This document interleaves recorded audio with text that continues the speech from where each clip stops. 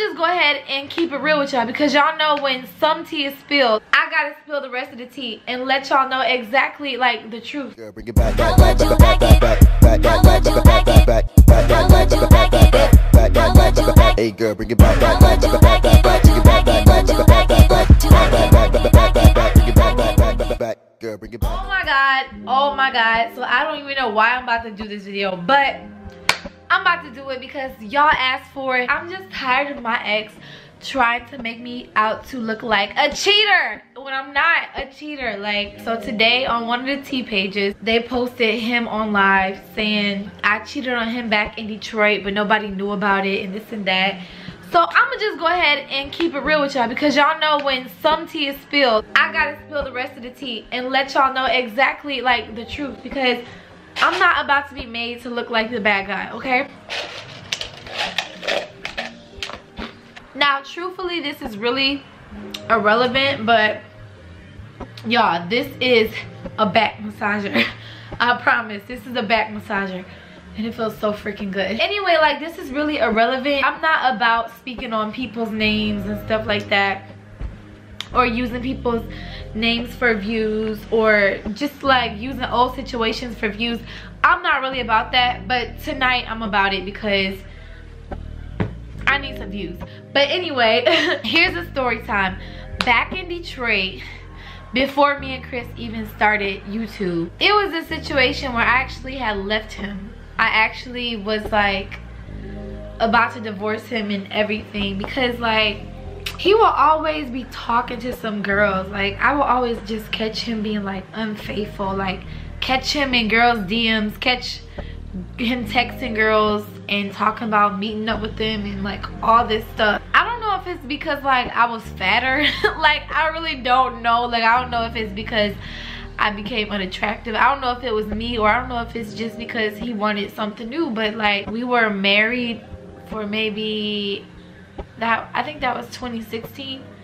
So we were married for 2 years. Then we was like full-blown married and everything, and like this guy would be always just like getting caught texting girls and just like, but the stuff that he would say to the girls though about me would be so like ruthless. I used to be like, dang, you gonna talk to her but you ain't gotta tell her you hate me. Like, dang. He used to tell girls I was just his baby mama and not his wife and stuff like that. I got tired of it, but that wasn't like the only thing that was going on. I used to just like beg for his time a lot, and I wanted to go on dates, and I wanted to be treated like how I was treated when we first got together, but I wasn't getting that. And like, I would plead with him and stuff like that, but I wasn't getting it. So I started wanting to do like my own thing and just like staying to myself, because he would like be out almost every single night with Joel. Like, they used to go out every night, even on the weekdays, and like they used to be in downtown Detroit just hanging out all the time, like all night. So instead of being home with me in the bed with his wife and at home with his son, he would just be hanging out all night, and I got tired of it. I used to blow up his phone and stuff like that because I wanted him to come home, and he would ignore my calls, and he would answer the phone and yell at me and tell me to leave him alone, or he was gonna block my phone number. And so I just like stopped messing with him. Like, and then in the house it just became very quiet. Like, we never would really talk. I don't know, I just felt really like abandoned, you know, as a woman, and no woman wants to feel that way by the man that she loves. So anywho, I remember it was one situation that happened. It was the straw that broke the camel's back. I was promoting for this hair company called like Evolution or something like that, and so all the girls that promoted for the hair were gonna go out one night to this white party, and I never went out at all. Chris, he always went out, and so I never went out. And so this particular event I was gonna go to, and I told him that I was gonna go, and he was like, no, you not going. And I'm like, you go out all the time. And he was like, well, we trying to work on our relationship. He was trying to use that. We really was not trying to work on our relationship, but he was like, we trying to work on our relationship and you want to go out and stuff like this. And I was just telling him like, listen, you've been doing your own thing for the longest. I want to go out too. So like, I guess he got mad at me because I wanted to go out. He came in like the room, took my phone. He will always take my phone too. Like, he would take my phone all the time, like, because he felt like he bought it. That's why I would never want him to get me anything, because I was scared that he was gonna take it back. So anyway, yeah, he got mad at me, whatever, and he took the phone. That was the first thing. And like, I just felt like a little girl, you know. And so then at this time I was working at the security office. I was like a security guard, and he knew that like the next morning I had to go to work. I was like, okay, well, can you still at least take me to work tomorrow morning, because my Jeep was broken down at this point, and he had a car. I don't know if it was a Mustang or whatever. He wasn't working at the time. I was working. I was the only one working, but he was still like getting money some kind of way. So I was like, well, can you at least take me to work still? And he was like, find a way to work and stuff like that. So I really thought that he was like not serious. I really thought that he was gonna wake up and take me to work the next morning. But I woke up the next morning to a big surprise, and he would not take me to work. And I actually almost lost my job because of that. I had to have one of the other security guard drive the security car from work to come pick me up, and I was super late, and I was already like on a bunch of strikes like for being late. So like, he jeopardized my job. And like at that point right there, I was just like completely done with him. Like, I didn't come home that day from work. I actually went to my mom's house and I stayed the night. And then I remember the next morning, after staying the night at my mom's house, I came back home and he was in the room, and I came and I just started packing my stuff. He was sitting there on the bed, and he didn't know like what was going on, but I was like, we gotta figure out what we about to do, because we about to go through this process. And he was like, what process you talking about? And I was like, divorce. Like, I'm not about to stay in this. Like, it was just too much going on behind closed doors, like nobody knew about. So he broke down crying and this and that, and was like, don't leave. But I still left. I like held him to console him, because I felt bad for him, and I still like loved him and stuff like that. But it's like, I couldn't take no more of being just neglected and just treated bad, and you know, being cheated on and just feeling less than. So I still left the house, and me and him would switch off on CJ. I was staying with my mom at the time, and I was talking to this other guy. When I left the house, I was actually talking to this other guy. And even after I got fed up with him just being gone all those nights, and like not coming home till like 9 in the morning, the next morning 7 in the morning, I just got tired of it. There was an old friend that I used to really have a crush on when I was like in the 7th grade, and we started talking, but like it was like conversations like on Facebook and stuff like that, on Facebook Messenger. But when I finally did leave my apartment, which is the apartment with the red couch, when I finally left there, I did start seeing the other guy, because he was just keeping me, like he was giving me all the attention that Chris wasn't. And I was actually like going to the courthouse and everything trying to divorce Chris, but back then I didn't have no money. So like, it really cost to divorce. It cost a lot of money, and I didn't have it.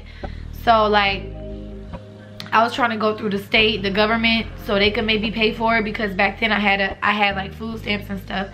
And so I was just trying to find a way to divorce him, because like I just didn't want to be in an unhappy like relationship no more, because it had just been going on for like too long, and I don't feel like no woman deserved that. So I was talking to this other guy, I ain't gonna say his name, but he was like more on the rough side. Like, I did know that he used to like sell drugs and stuff like that, but like the attention that he gave me, I really wasn't looking for nothing like long lasting with this guy. I was just talking to him because he was just fulfilling, I don't know, the attention that I needed, to keep it real with y'all. So I started like seeing him after the fact that I left Chris, trying to divorce him, but I couldn't. So he making it seem like I was sitting up here cheating on him behind his back while he was being good to me and doing all this stuff and that, like trying to make me out to look like a cheater. So now everybody calling me a hoe or a thought or whatever. Truthfully, I really don't care what nobody think, because at the end of the day, I'm a human, and no woman deserves to be treated like that by the man that she loves the most. I got the heck on, and I was talking to somebody else, and yes, that dude did get my mom's truck shot up, but he didn't mean to. That's a whole nother story. Like, that's a whole nother story time. Somebody that he had beef with came down the block shooting, and they thought that it was his truck because he had the same truck as my mom, but it was my mom's truck. And like, but I wasn't out here just wilding out and stuff like that. But that's all before we started YouTube. I actually went back to Chris because I just felt like, I don't know, one day I was sitting in church and like, I don't know, I just was thinking like, dang, let me go back home and try to get it right, see if it could work out. Because I just felt like, oh, I know I left and stuff, but this divorce thing is not seeming to work out. So maybe it's not meant to divorce him right now, you know what I'm saying? But actually it probably wasn't.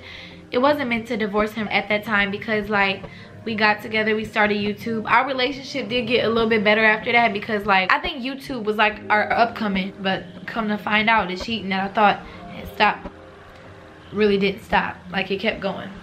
But of course I didn't know about it, because like, it was being done secretly until like stuff in Houston started happening, and I started seeing screenshots and just evidence that he was cheating all over again. And I just let everything build up until I was ready to leave again, or until I was fed up. And I finally got fed up again, and this time we actually divorced, and it actually went through.